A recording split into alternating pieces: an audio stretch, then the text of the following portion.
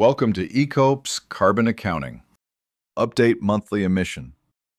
In the Client Management menu, we will learn how to submit monthly emission for a client. First, navigate to the Client tab from the main menu. Select the required client and click on the plus icon. In the pop-up window, select New Submission. Enter the submission month for which you want to record emissions. Then, select the associated purchase order from the drop-down list.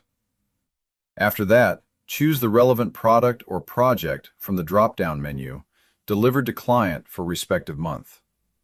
Once selected, the system will automatically display the corresponding emission factor. Add quantity of products/projects delivered. This will show summation of total monthly emission. If you want to add more items in the same submission, click on the plus Add Item button.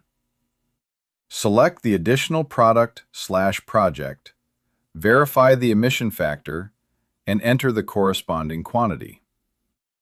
The system will update the total monthly emissions by summing all added items. Review the information carefully to ensure all details are correct. Click on Update Record to save the monthly emission data. This completes the monthly emission submission process.